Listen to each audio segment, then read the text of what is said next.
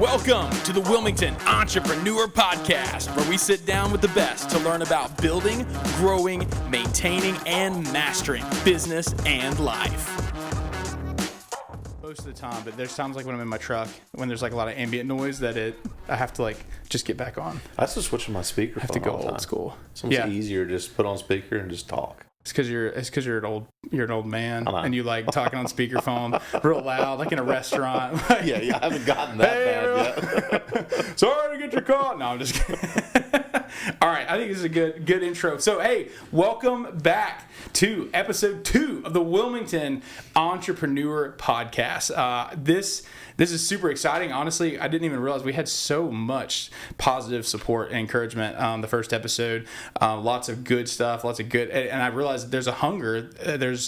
For people to learn from not only entrepreneurs, but people specifically in Wilmington. I feel like a lot of times these podcasts are people that are maybe not accessible. I mean, these are business leaders here in our community, and you are one of them. So welcome back to the next episode. I am your host, Caleb Courtney, and today I'm very excited to have I don't even have like an intro for you. The greatest golfer, realtor, luxury, landfall specialist, everything included.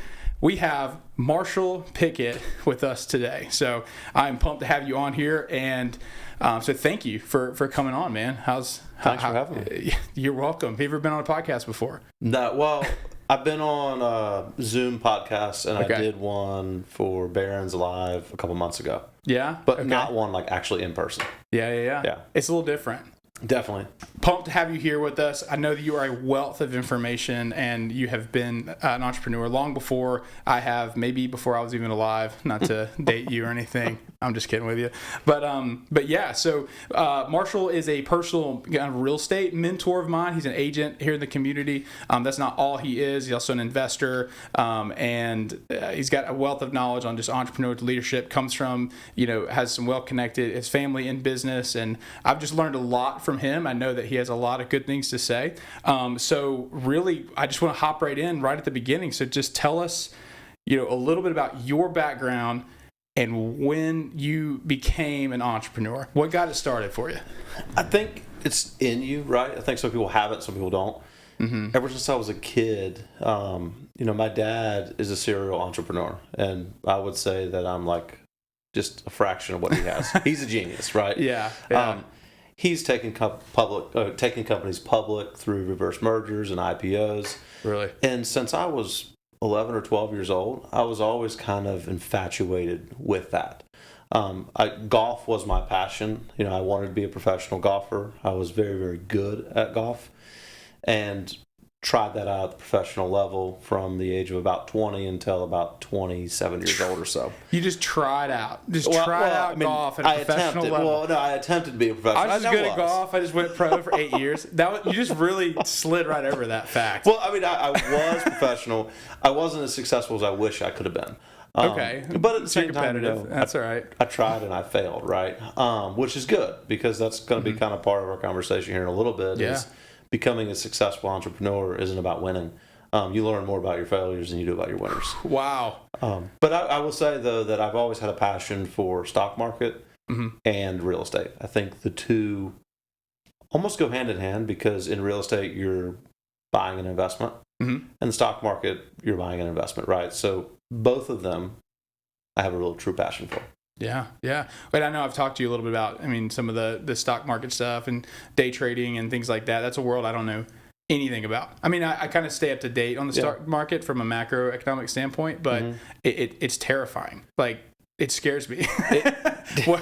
I've lost money too, right? So everybody, in the stock market, you have your winners and you have your losers. Sure. And it's just like real estate, right? Not every real estate transaction is going to be a great transaction. Mm-hmm. Just the same with the stock market. Mm-hmm. But if you want to do something right, if you want anything you want to do, you have to learn, study it, and then execute that plan. So absolutely, don't go buying stocks if you don't know anything about them. Fair enough. There's pro tip number 1 for the viewers out there. Know what you're getting into. Mm-hmm. And so tell me about when did you go back to, I guess, your first job? We were talking a little bit before that. You mentioned that your first job really was almost in golf, right? get into that? Growing up, I never had an actual like 9-to-5 job or a starter job. In fact, the only true really W-2 job I ever had was a cart guy at Providence Country Club in Charlotte, North Carolina. Okay. And that was while I was professional. And I was just making tips, cleaning clubs, doing that.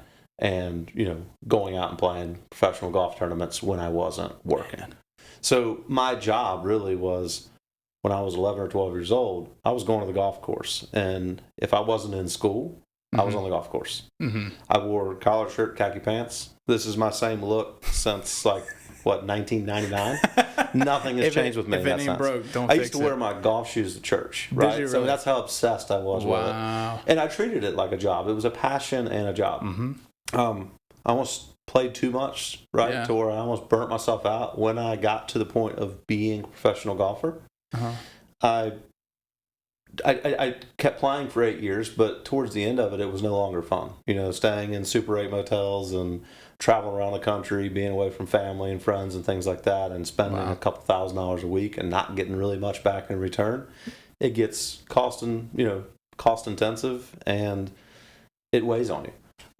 But I wouldn't trade it for anything, right? It helped me become more successful further in life. Well, and most of the entrepreneurs that I talk to and successful business people have some relationship with sports in some way, in some environment, whether it be an individual sport like golf, which probably is a really good way to start, or, for me, it was basketball, football, things like that. I feel like you really do learn a lot of those hard life lessons about, your dedication and competition, in those fields. That, would you say that some of that professional golf career is how did you apply that to kind of your business? Was it a mindset shift having to do that and dedicate yourself like that? I would say, looking back on it, absolutely. But when you're in the moment, starting a real estate career or starting whatever career it is, I don't think I realized what I was doing was pulling from what I did growing up.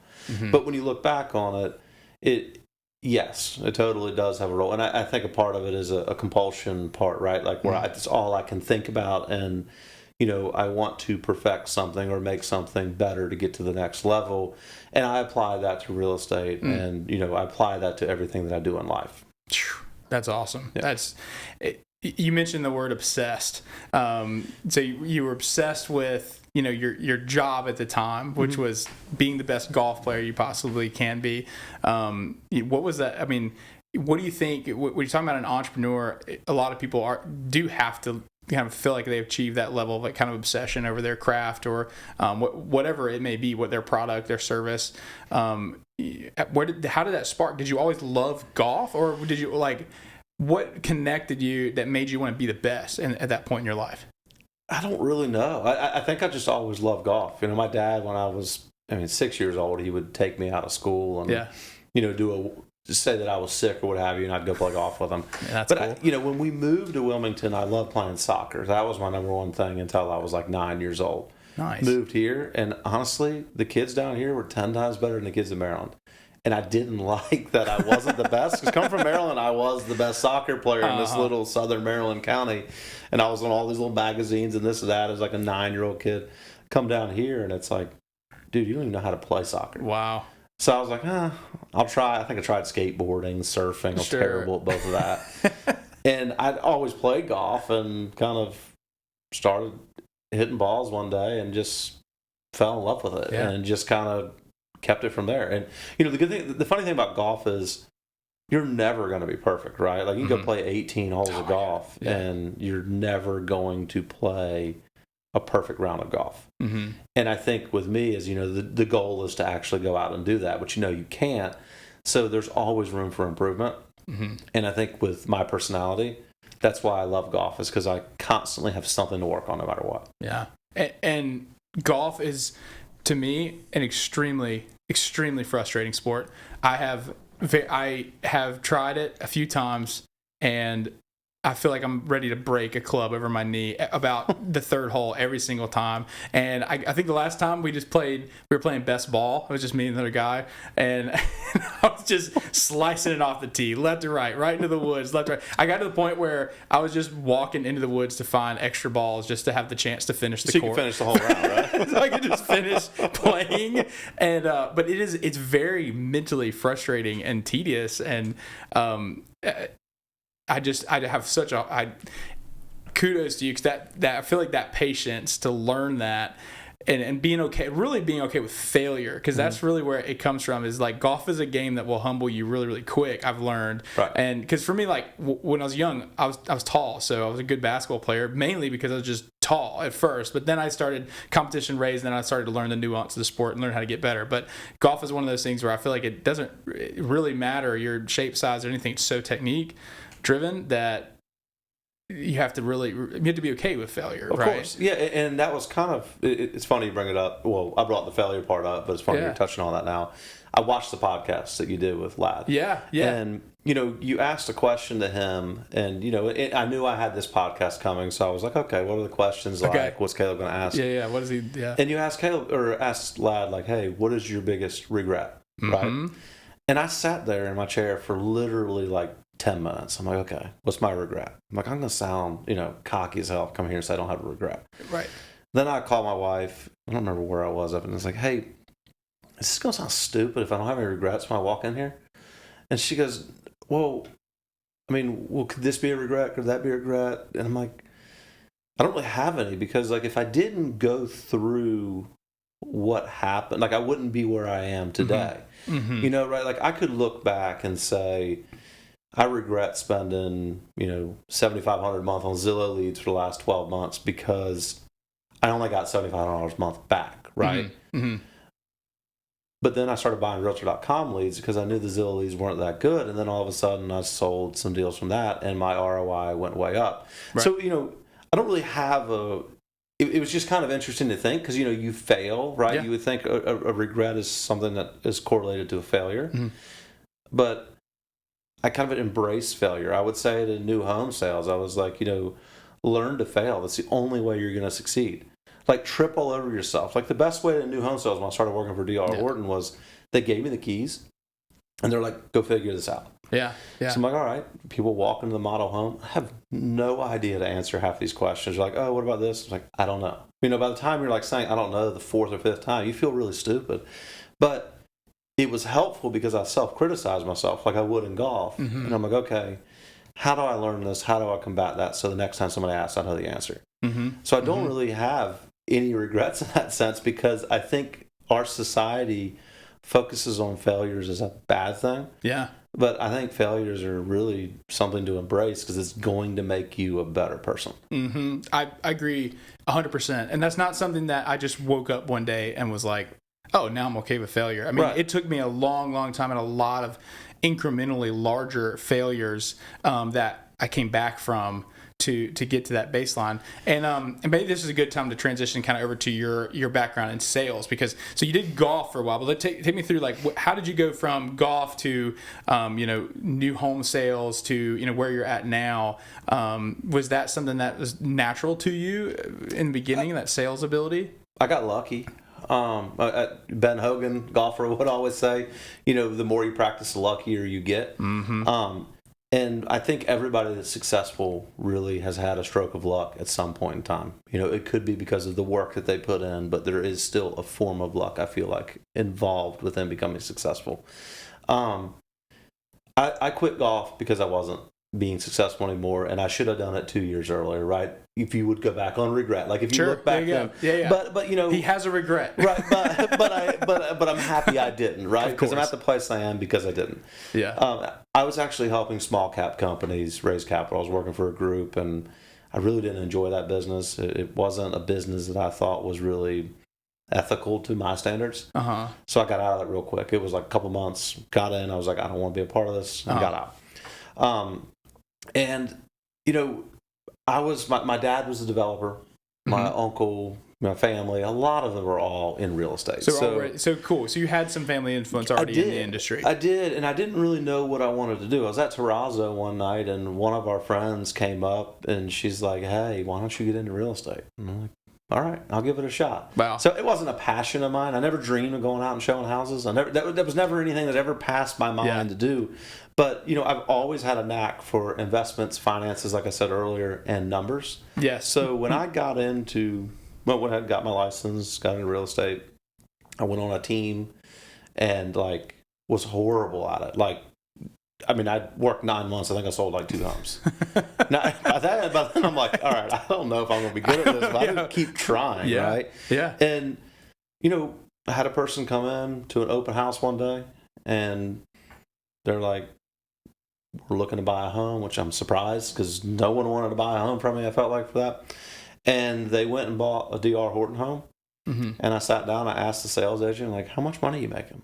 Because I just wanted to know. That was another part. Sure. I'll touch on that too, because please, no one ever talks about how much money they make in this business, and that's something that annoys me. Yep. But I was like, you really making 2% on everything you do, health insurance, everything? I'm like, can I come work for you? Because I've only sold 2 houses. I made $7,500. Yeah. I'm like, I want to do that. Yeah. And put in a good word for me. Went to the manager, started working for D.R. Horton. Wow. And I was a numbers guy. Rates were cheap. Rates were low. This was 2017, 18. How old were you when you started that? 28, maybe. Okay. I don't know. It was probably 7, 8 years ago. 35 now. Okay. But they put me in a neighborhood. I struggled in that neighborhood the first 9 months. Again, wasn't that successful. I think I made $46,000 in sales in those 9 months. Not to say that's not being successful, but in the new home industry, you're borderline getting fired if that's what you're doing in 9 months. And then I went on a streak that I sold 7 homes in 2 weeks, and then they moved to another neighborhood and sold another 7 homes in a month. And what happened was my numbers side of me kind of started kicking in. Mm-hmm. And I started pitching to the people that would walk in, hey, I can put you in a home with no money down. You have a $500 deposit today. Mm-hmm. This builder's going to cover all your closing costs. You're going to get your $500 check back at closing, and it's going to be less than what your rent is, right? Wow. Yeah. And I'm good with numbers, so I would kind of lay that out for them, and then I would kind of show them as we're going through the process. And I was just amazing at it. Yeah. I think the next year I made 150, and then the next year I was close to 300. And I was number 2 in North America for new home sales based off of production and what I did. Not volume dollar-wise, because there's bigger cities all around the world. But, Wilmington was the number 1 grossing division in the entire country for D.R. Horton, because they went from, let's say, 300 sales to 600 sales, right? Yeah. And when that happened, I was part of that on the sales side, where I broke all these records and did this and that. Yeah. And I was like, okay, I'm good. I know what I'm doing. Yeah. So I took numbers and what I knew about real estate and became really good at it. Mm-hmm. But I don't necessarily always consider myself a great salesman per se. Mm-hmm.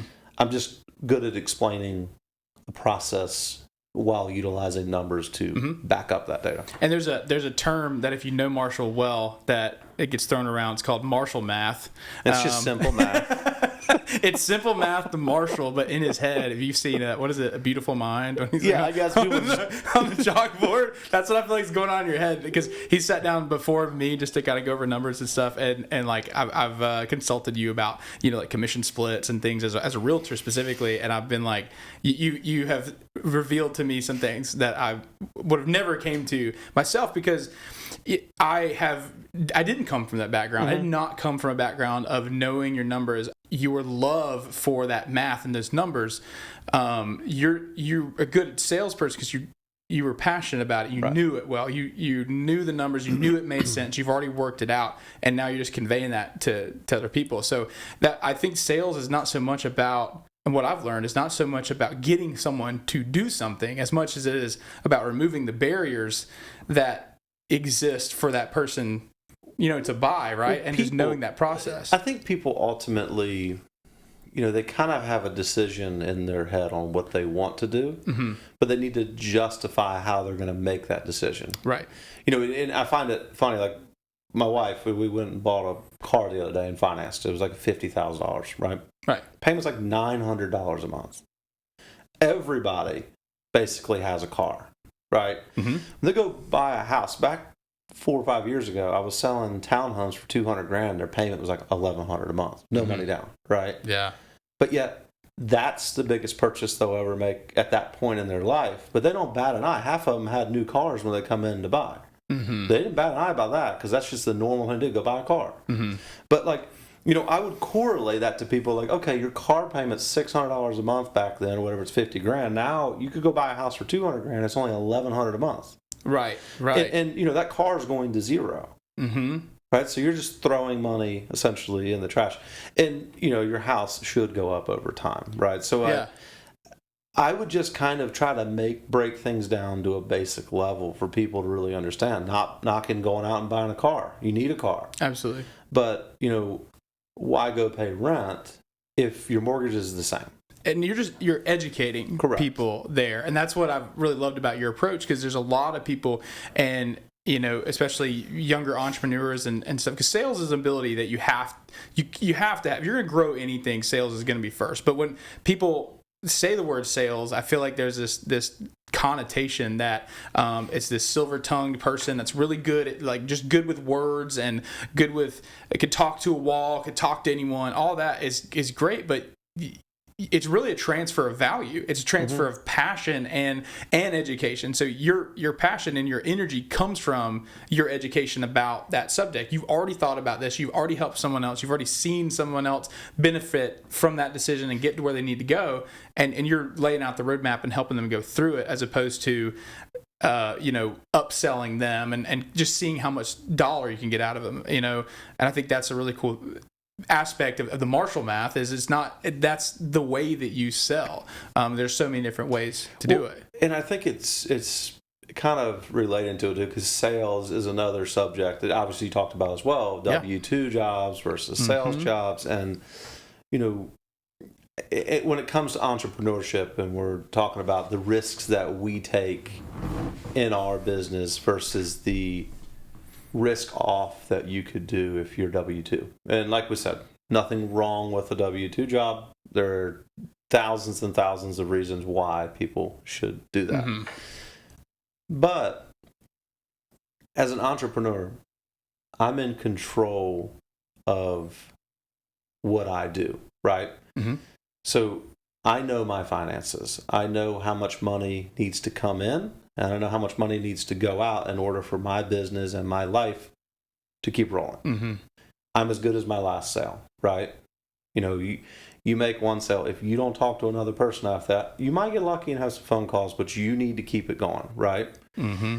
In the W-2 world, I think some people get complacent with that, and they don't understand what their bosses are doing, because most likely you're working for an entrepreneur, or you are working for an entrepreneur if you're W-2. Absolutely. And, let's take economy today, for example. Rates went on the Federal Reserve level from essentially 0 to the 4s, but, commercial bank line of credits for these companies out there went from 3.5, 4. Now they're close to 7. So these entrepreneurs have started their business, and they have a bunch of W-2 employees underneath them. Mm-hmm. Their payments have just doubled to keep their business alive. So me as an entrepreneur, I at least know what my numbers are every day when I show up. And if the numbers aren't looking good, I'm going to be a little bit nervous. I'm going to figure out how to make those numbers look good. Go out and do the work. Mm-hmm. W-2 employee, you have no idea what those numbers are. Mm-hmm. You could be sitting there and get fired the next day, right? We live that life. We know we're fired right after that next sale, right? Mm-hmm. So man, that's good. I would say that as an entrepreneur, I think we just have a different mindset as to other people have when it comes to their job security. But in the end, nothing is really guaranteed. And I think that really helps me stay in the self-employed entrepreneur mindset, because I know that I'm in control of my destiny when it comes to what I'm going to do with my life. Yeah. Versus being out of control with it in a W-2 world. I think one of the things that's kind of refreshing about you, and how, especially since you've been a mentor to me, is I am a very emotionally driven person. It's like kind of the fuel that fuels my car, so to speak, my entrepreneurial vehicle.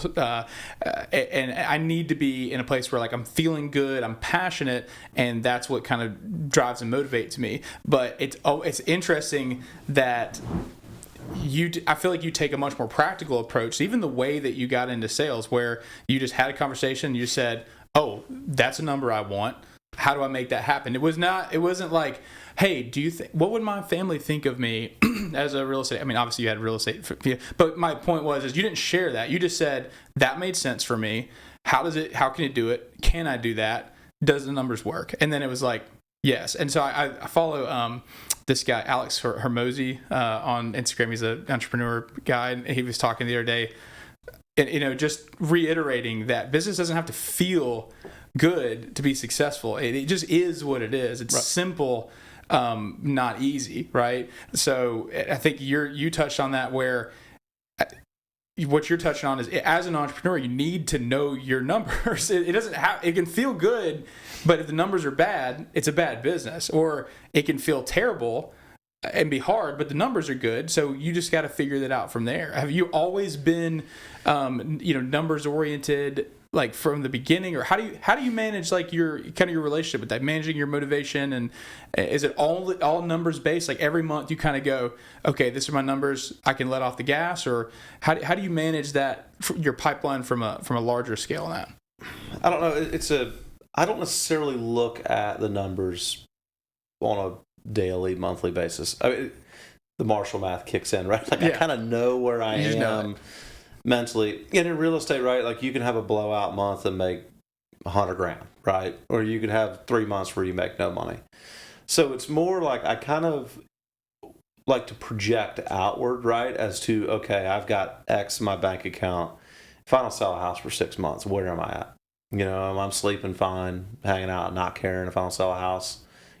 That's, you get to a comfort level where, I'll try to do that kind of stuff just to bring myself in check and realize that I'm not going to go under tomorrow, right? So right. I know where my numbers are. Like, I know that I spend $23,000 a month, right? Like, I know every month when I wake up, I'm going to spend that. Mm-hmm.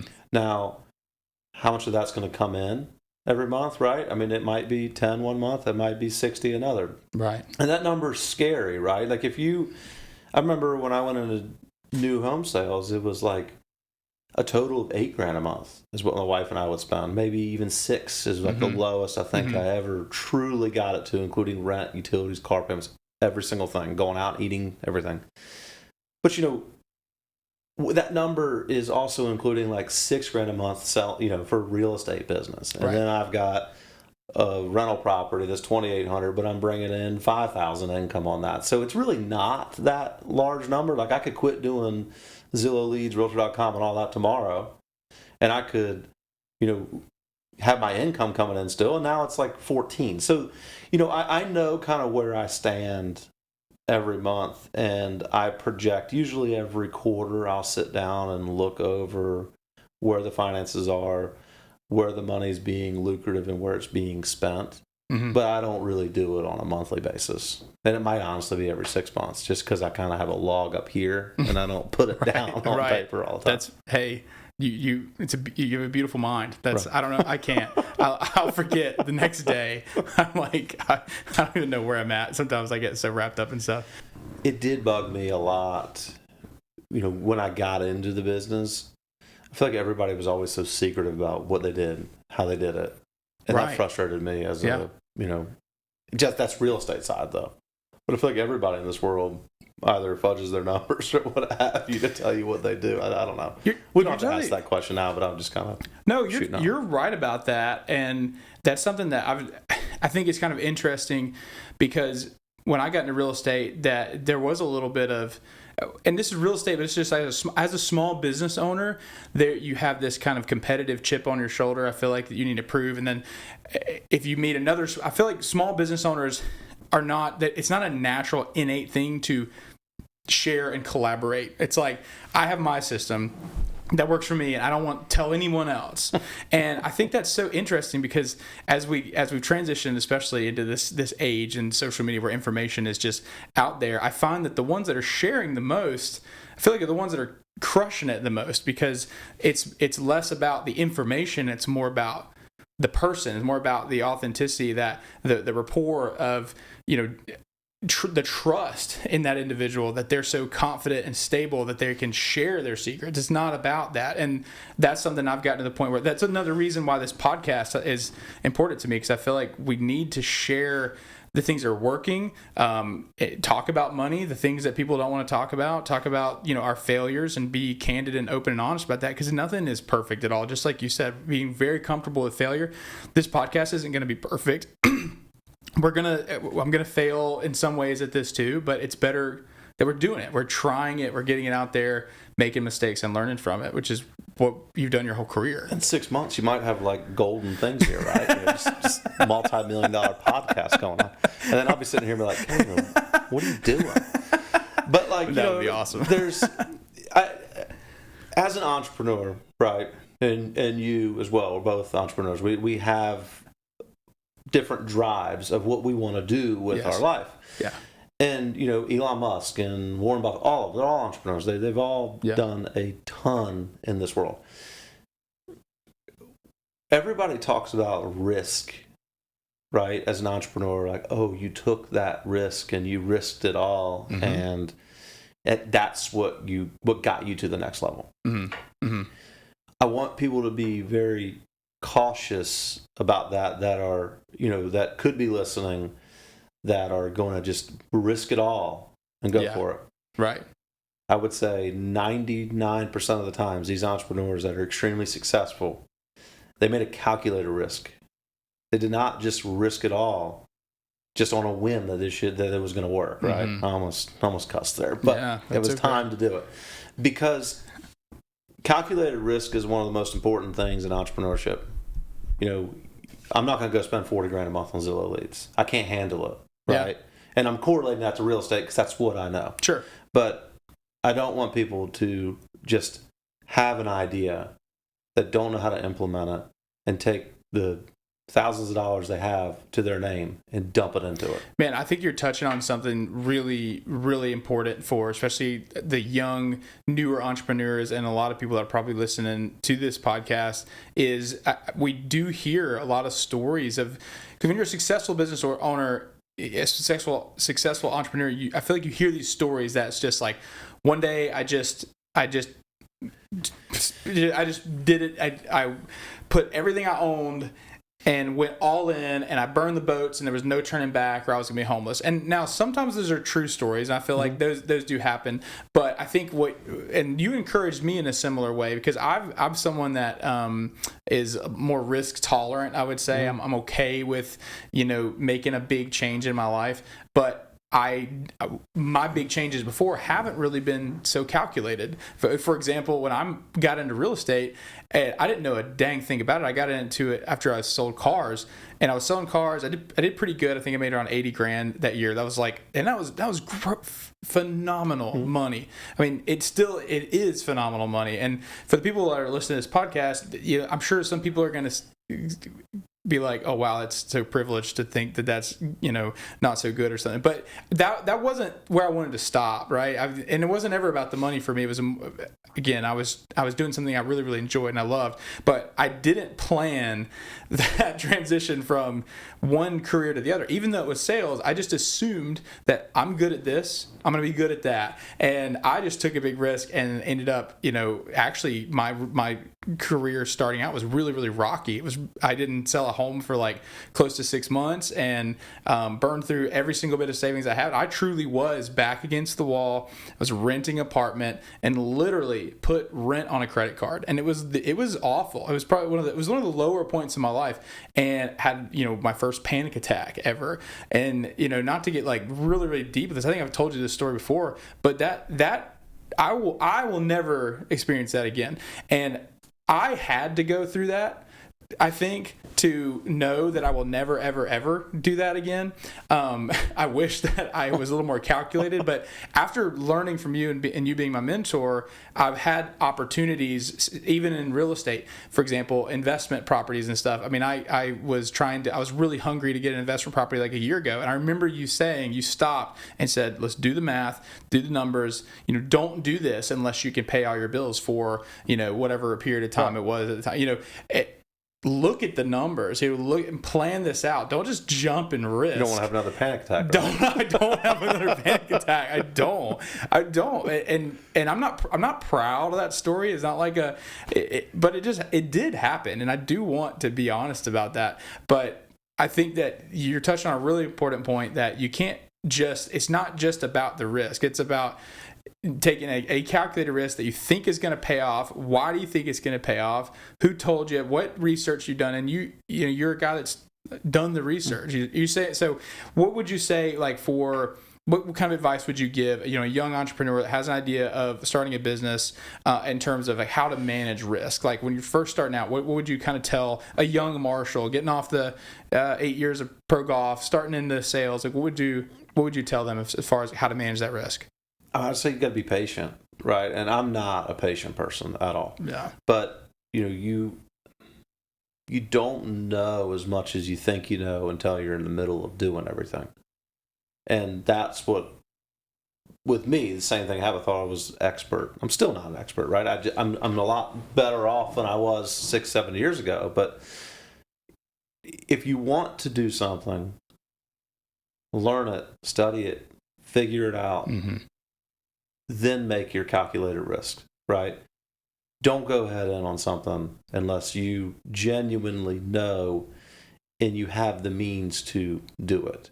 And it's funny because you were actually a part of the biggest risk I've ever taken in my entire life, right? Like, yeah, but it wasn't a risk. My wife and I were at some place next to Mayfair on the right, the Coquina. Yeah, fish bar. Yeah, so they were sitting there for dinner, and my previous partnership, the team member, was kind of breaking up a little bit. And I sat with Blair, and I'm like, hey, I got to spend $15,000 a month on Zillow leads. She's like, what? I'm like, yeah. I mean, Zillow works. I was like, this is the way for me to make money. And how did you know that you needed to spend $15,000 specifically? That was because of the partner and I. We were spending like 10, and I knew I had you and Brandon. Right. And I'm like, okay, if I do 15, I'm going to get more leads than what I had. So you already had that base. So you've researched. You had that base knowledge. You knew what it would require. Yeah, I knew that I was going to go in a hole. And you and I had this conversation when I started. I said, look, I'm not going to make any money the first 3 months. Mm-hmm. I had to start everything over. And my out of pocket was about 12. Right, I had lenders paying 3 of it, and it was a risk, but it wasn't. I mean, I was nervous about it for like 2 weeks till 2 or 3 Zillow calls came in. I was like, okay, right, this isn't a risk at all. Yeah. But that's a calculated risk that I could tell a story about how I risked it all and did it, right? Mm-hmm. And I kind of did. You did, but it wasn't a risk. I don't really know how to describe that. Now, there are other risks that you take in the business, but I'm not going to dump my entire life savings into something ever. Right. Right? At this point, I don't have to. I've already made it over the hump. Right. There's no need to do that. Right. And I think that being a true entrepreneur, you need to have some self-control when you go about going into a new business venture. Absolutely. And I think that you kind of brush over that story, but if someone's listening and they're going, $15,000 spent and not know. The thing is, you didn't know. It's not about the money. $15,000 to you could feel like $1,500 to someone. It could feel like relative, it could be $150,000 to somebody. Right. I think that the point here is that you knew it should work based on what you've been through before. You've seen it from the outside. You partnered with someone. You got exposed to that world. You've been in it. You've sold in it long before that moment came to take that risk. So you were well prepared to do it, even if you didn't know it was going to pay off. It wasn't, the leads were. It wasn't like, hey, guaranteed you're going to get this back. Correct. And that's the risk right there. That's the risk that I think most people aren't willing to jump, is that unknown. And to put it in perspective, it was at the time, about what cash was going up by about 40% of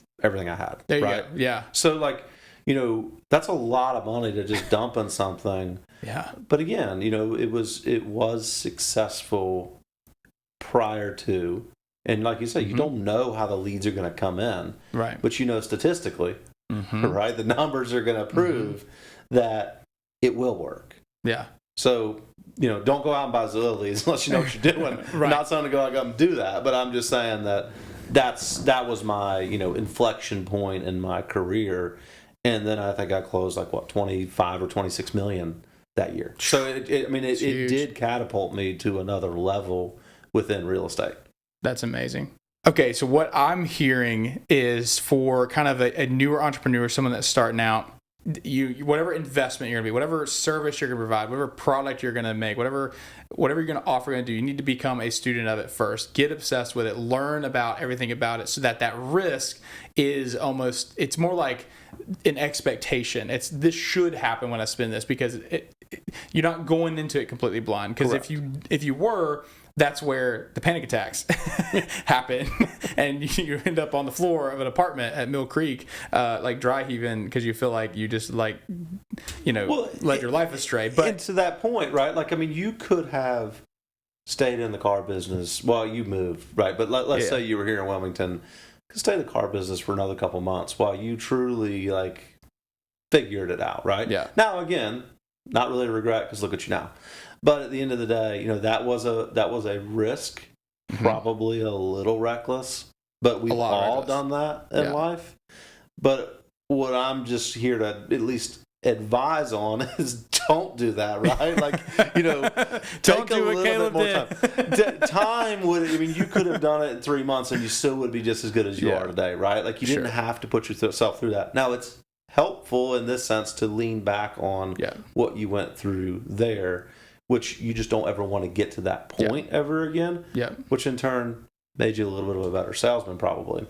Yeah. But I don't think that it's necessary all the time to take unnecessary risks. Yes, and one thing I want to add to that is again, because this it's kind of the crux of what being an entrepreneur is someone that's willing to take a risk that someone else isn't already. And I think we do idolize, and sometimes that risk tolerance and again, we tell these stories of dumping your life savings into something and changing your life and all this, and I think it is very important to tell the other side of that story, that there's a lot of times where that doesn't work out. And guess what? You're not hearing those stories. Correct. People are not telling those stories. They might be to their close friends and stuff and it's not something to be ashamed of. It's because that failure was too great for them to overcome at that point in their life. I got really, really close to saying that real estate's not for me. I got really razor thin close to being that's not a career that I think I can succeed in. I needed to go back and sell cars because I knew I could do that. I knew I could produce an income.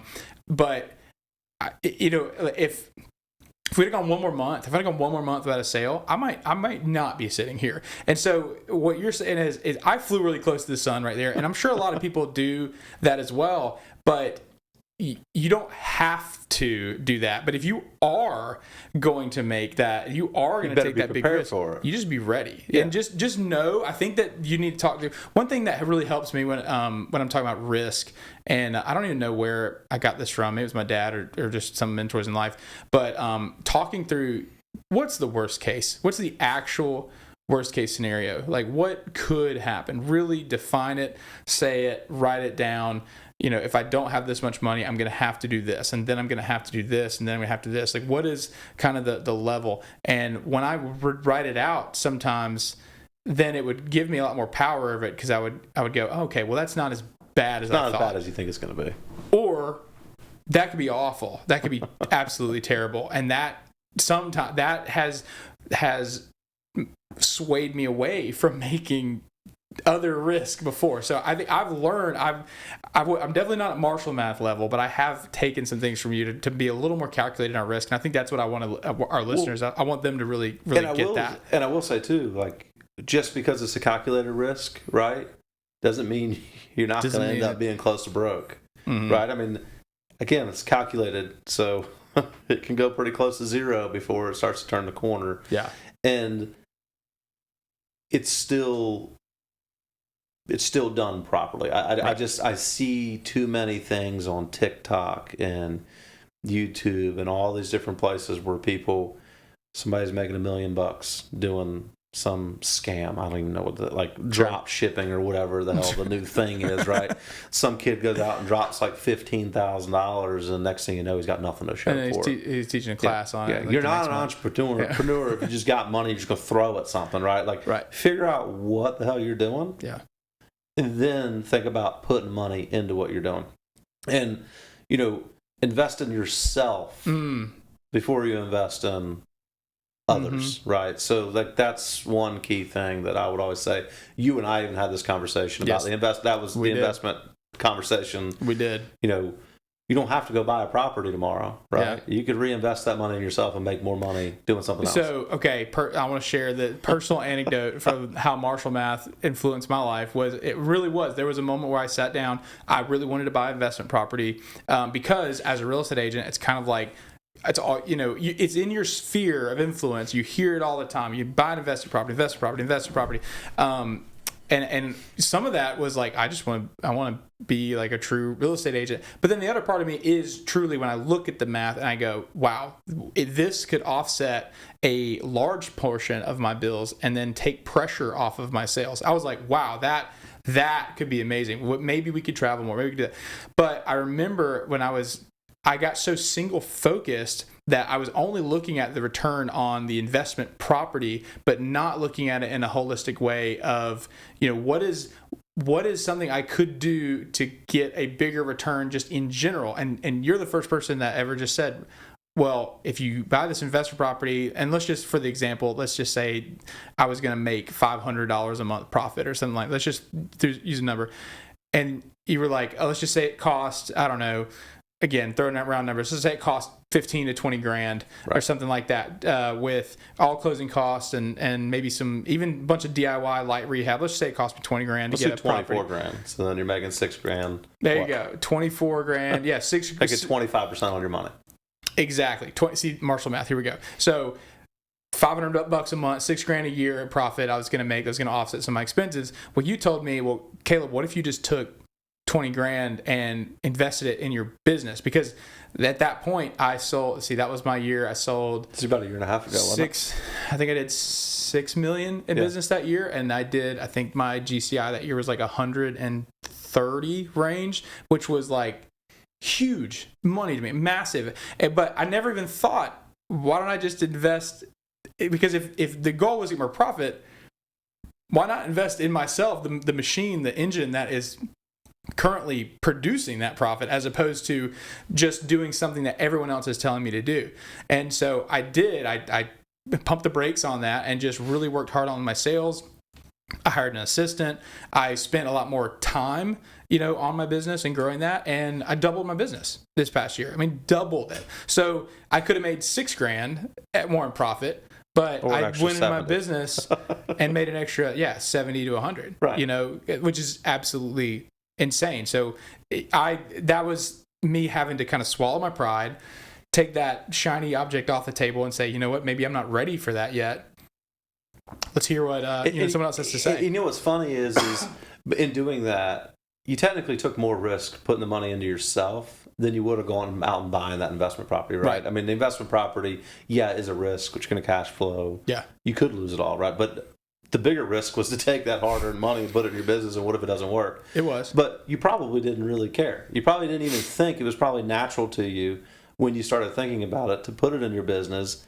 Yes, it's a risk, but it's a calculated risk. It was calculated. And you knew it was going to make you successful. Because I've done it before. Correct. So, and that's what I'm saying. That's because you knew it. You understood it. Mm-hmm. And that's what entrepreneurs do. Mm-hmm. They invest in themselves properly. And that's the people you hear about. Boom. That's mic drop right there. Marshall Math mic drop. That was,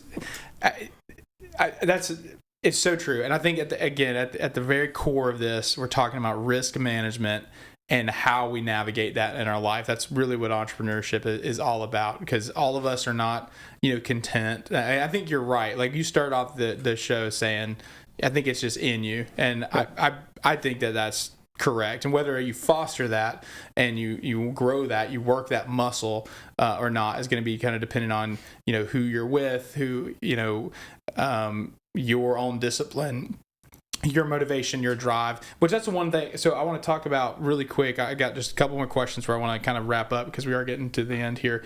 How do you manage? Because for me, motivation, drive, those are things that are really typically synonymous with entrepreneur. How do you manage? How do you source your inspiration?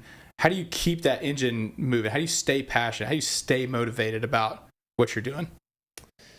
I saw that question you were going to ask, and I don't know. I mean, I don't. It's okay. I don't listen to really podcasts. I think they're cool, and when I start listening to them, I don't stop. Right? I just listen to that one.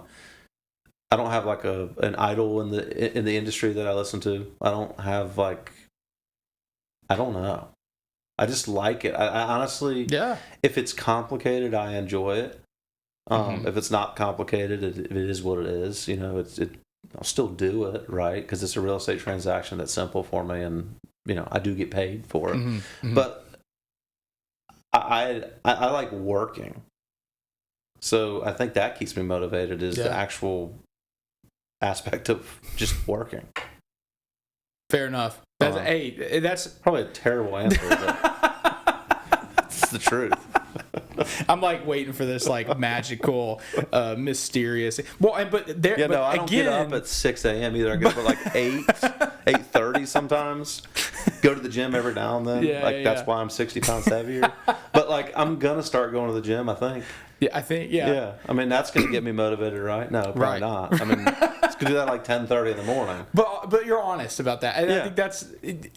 But that's important. You're working in the way that you work well, and I think that kind of the underlying principle of that is knowing how you work, how you're productive, why you're productive. Because for me to be productive, it's kind of like this mix and balance of I need to have certain elements of my health in check. I need to have my schedule somewhat. Right.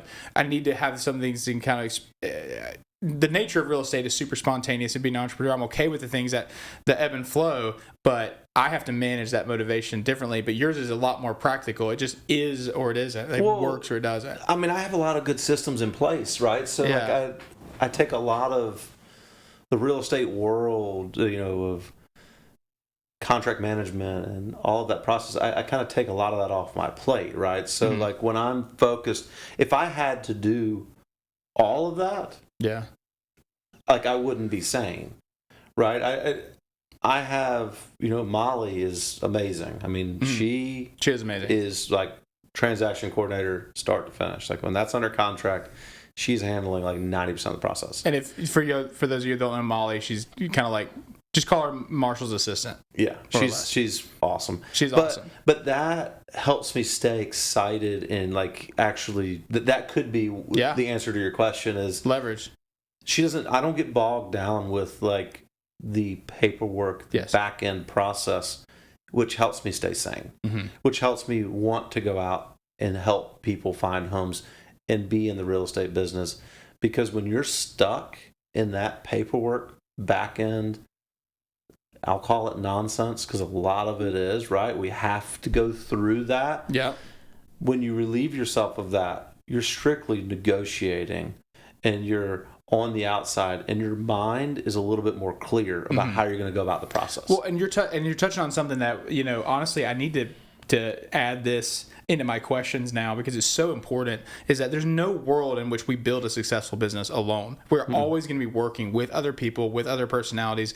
And me having, my assistant Kristen hiring her last year has allowed me to leverage all of that stuff off to her. And I've almost been holy cow, this is a whole different business, because before I was responsible as a single entrepreneur, sole proprietor, whatever you want to call it. I was responsible for every single thing that happened from the moment the sale started to the moment the sale closed. And then obviously before and after that as well. So, if I'm in the middle of doing a bunch of paperwork and then I have to, show more houses or something, I get bogged down. You're leveraging the stuff that you're not good at and the stuff that you don't want to do to someone who is good at it and wants to do it. And so the key to that is you need to put 100% of your trust and faith in that person. Yes. You can't hire somebody, right, or have them help you and then micromanage on the back end. It's never going to work, and you will fail more than you succeed. Yeah. Has Molly messed up? Yes. But that's my fault. You know, we do it together, right? Have I messed up? Absolutely. She doesn't take any blame for it, right? It's my business. I operate it. Take full responsibility for everything that we do. It's natural. We all screw up, right? We do. But if I were to say, Molly, you did something wrong here, and then I just focused on that every time she did a deal, we'd get nowhere in life. Yeah. So, like, you have to... And she'd be scared to make a mistake, she'd be scared. So you have to have 100% trust in the people you hire. And, you know, I don't like doing paperwork. Yeah. I'm not good at it. I'm terrible at it. A guy said when I was playing golf, I was like 12 years old. Really wealthy guy. Guy's making like a couple $1,000,000 a year. He goes, Marshall, if I can tell you one thing only, if you don't know how to do something, hire somebody that does. Yeah. And that'll make you more successful. I know how to do paperwork, but I don't like it. I'm just going to hire somebody that does. Yeah. So it's a vital role into being more successful. And you proved that with your business. You scaled your business because you hired somebody that can do things that would normally hinder you from getting to the next level. Absolutely. And one thing, I meant to touch on this earlier, but it's really cool how it almost feels like, and I'm kind of summarizing, tell me if I'm wrong here, but I feel like a lot of your business principles, like you learned in and around golf, not only just from the sport itself, but from who you were playing golf with. Because you told me a long time ago, that I asked kind of like, where did you learn all your knowledge of finance and leadership and entrepreneur and these things that are not part of kind of your normal daily, water cooler conversation? It's because you're playing golf with already successful, proven entrepreneurs that, well, could afford to be chilling and playing golf and landfall on a Tuesday at 10 a.m. probably. They're not clocking into work. And those are the people that have hired all those people, built these successful companies, and you got to be around them and expose yourself to them and soak up that knowledge. It's like, amazing. Growing up, my best friends were, Dr. Cummings, Mr. Weinbach, Mr. Marshall, and Mr. Schreiber. Unfortunately, Mr. Schreiber's passed away. The other three, they're over the age of 60. My best friends when I was like 12 to 17 years old were 50s and above. Yeah. That's all I did. So I learned, it's important to learn how to communicate too with people who are older than me. That's been instrumental in my business and how I operate and how I have done things. So I really, that is probably the single biggest contributor to my success that I don't even know that I do. Right. Is I communicate well with older people because that's all I knew growing up my whole life in the golf business industry. Yeah. I mean, there you go. I mean, that's it's all about who you're around on a daily basis, and you guys have probably always heard that you're the average of the 5 people that you spend the most time with, and that saying is very, very accurate in my life, at least. Yeah, my average was like 250 years old, right, when I was growing up. Which is why you're like an old man trapped in a 35-year-old body. Exactly. I'm getting there. I only got 15 more years. I'll just be the guys I was hanging out with 20 years ago. I love it. So, hey, so outside of real estate, man, what do you? So you're still playing a lot of golf. What do you do? What do you do to have fun these days? You got any hobbies outside of your work all the time? Because we're entrepreneurs, but we have fun too. So I'll play golf probably once a week. Maybe go out and play 9 holes. Yeah. I like hitting golf balls. I like practicing. Actually, sometimes more than I do playing. My wife and I, we really like to kind of travel and do vacations. We don't do as much as we should. Like last year, I think we went on really one vacation, a couple mini ones. And now we've got 2 dogs and a baby on the way. So you ain't gonna be traveling anywhere. I've been enjoying sitting at home, not doing anything the last You're just month. Practicing. It's dry January too, so I'm just kind of hanging out doing nothing. But no, I honestly, golf, dogs, wife, travel, family. I mean, those are really the things that kind of keep me somewhat sane. I'll never get to normal. If you did, I don't think that you would be nearly as successful as you Probably are. Not. So, Marshall, man, this has been such an awesome conversation. there's so many more, and you're just a wealth of knowledge. I know that people continue to learn from you. And one of the cool things is you share a lot of really good information on your social media outlets already. Like your TikTok and stuff. So I've even heard your great market analysis and your commentary on macroeconomics and stuff on that. Where can people find you there if they want to learn more about Marshall and kind of what you're doing? So that one's TikTok Real Estate Agent. I thought I was really smart. Super. TikTok came out, and I'm like, I'm grabbing that one. Yeah. So I got that. And YouTube. You're going to sell it for like $100 million. Well, I just started YouTube the other day, and I freaking got YouTube Real Estate Agent. Wow. No idea how, unless YouTube's different. That's kind of bad. Like, I don't know if everybody can have that page, but that's definitely my name now. Wow. I got like two videos on there. I'll start putting TikToks over there. Wow. But no, I mean, the TikTok, it was kind of funny. I literally started out doing stupid things on there. It had nothing to do with real estate. Yeah. And then I think I did one on Zillow, actually. I started talking about that. Yeah. Had like a couple thousand views. And then I got outbid on a build for rent community out in Brunswick County. I had a fund that I was representing, and it was like an 82 lot development. It was like a $24 million deal. So I'm like eyeing down, $500,000 commission. I'm like, that's going to be a good one here. Yeah. Got outbid by another build to rent hedge fund. So it kind of pissed me off, right? Yeah. I don't necessarily, build for rent, I'm conflicted there, right? Because, it does take the first time home ownership away from people because they're just going to turn around and rent them back out. Mm-hmm. But, there is a necessity to that business. And I did a TikTok about it. Saying, if you think little old Wilmington is, immune to this, you better think again. And I had like 300,000 views on it. Yeah. And then started getting a couple thousand followers. And then I was like, okay, people actually like this content. So ever since, I just I won't post something for a month or 2 months or a couple weeks. I wait. Like right now, I don't really know exactly which way the real estate market's going, right? Sure. Nobody truly ever knows which way it's going. But I like to use statistics and numbers and things to kind of form an opinion of mine. I don't listen to certain people.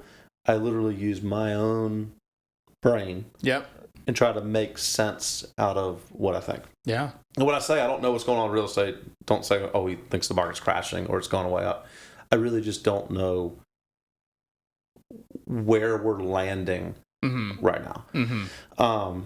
And I what I do think, though, is if interest rates go up like 2 whole percentage points and real estate goes down 5%, you're better off buying today than you are when it goes up 2%, unless you're planning on selling in 2 years. Then there's a whole different story. But no, I feel like I'm about like 8,000 followers. Yeah. That's not something that, but it was, I don't know. I find it kind of funny, but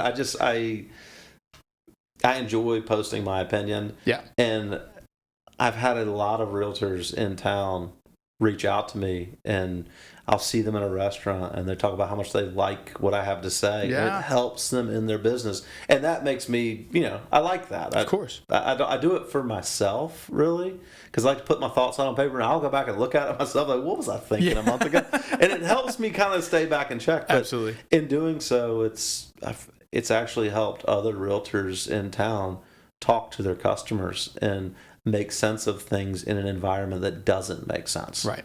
So that's what I try to do on that. So if you're looking for some just Marshall takes on the market, go find his TikTok Real Estate Agent. I still can't believe you got that, but that's Marshall. See, it's too simple. I would have thought it's too simple. I'd have been like, there's no way. I've always been annoyed, though. I'm like, how do people get these freaking awesome username tags and everything? I'm like, all right, TikTok Real Estate Agent, boom. Crazy. It was done.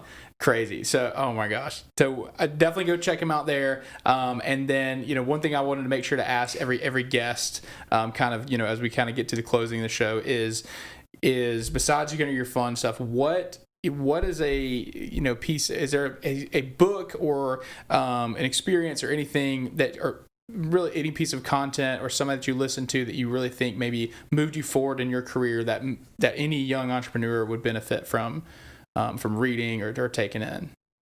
I don't read, so definitely not in a book. I promise you that. I will say I don't really listen to anybody with like I don't religiously listen to anybody, right? But I will say that I don't like Grant Cardone, but I like him. Okay. I don't like Dave Ramsey, but I like him. Okay. I don't like all of these real estate gurus, but I also like them because I like certain bits and pieces of what they have to say. So you're taking the good, taking the stuff that applies to you, maybe leaving the stuff that doesn't. Well, like, I mean, take for example, I love the aggressiveness of Grant Cardone. It's too aggressive. Right. I absolutely freaking hate the conservativeness of Dave Ramsey. But you still need to have some of that balance in life to make sense of things. They all have really good points. Right, so it's listen to all of them. You don't have to religiously follow one of them and take it for gold. Listen to them and then take bits and pieces of what they do and apply it to your life. Honestly, Marshall, that might end up being, a really, really good answer that I look back. I was expecting one book, but I got something even deeper than that. I got a life lesson about, don't let one necessary thing define you. And I'm learning that you're a student of not only your specific industry, but just constantly learning and constantly reevaluating, and you're not afraid to change your process and to change and admit when you're wrong, admit when there's a failure, admit that not that you're constantly wrong, but you get my point, is that you're growing and changing from that. I think that's the message I want to get across, and I think that's super clear and it's evident in your life. Obviously, you're still successful in trying it out. I mean, I hate failures when they happen, but I love looking back on them and making better decisions in the future. So I think that now, when you fail, just laugh, enjoy it. Yeah. I mean, you're not going to, just but enjoy it. I mean, when you come back, and start looking back on it, it's going to make you better. That's true. Absolutely. Well, Marshall, you're extremely successful, realtor in my mind, and entrepreneur, and a guy that I obviously look up to, and you've been a mentor of mine, and I really appreciate you coming here to sit down on this show with me. Guys, thank you for episode 2 of the Wilmington Entrepreneurship Podcast here. I want to thank you, Marshall, for coming out. I can't wait to listen back through this. There's so many good little nuggets and anything like that. Is there any final kind of parting thought you want to leave with our entrepreneurs out there?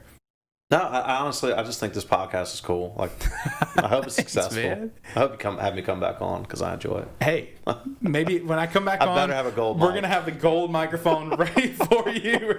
I can't wait. So, thank you guys for listening. This was the episode 2 of the Wilmington Entrepreneurship Podcast, where we interview some amazing business leaders here in the local Wilmington community. Be sure to subscribe. We're on Spotify and Apple Podcasts now, so follow that, subscribe. It really, really helps out when I can see that there's people listening, and helps our numbers and all that good stuff. But follow us on social media as well. Just look for my realtor page, find me on there, and we'll point you in the right direction. But stay tuned, and until next time, keep chasing those entrepreneurial dreams. And we're gonna go sign off. And you gonna go play some golf soon? Hopefully. I think you and I just need to do this together. Right? No, yeah. I think you need to teach me to play golf, because I'm gonna run through all my clubs and balls before I can get to the end of the course, man.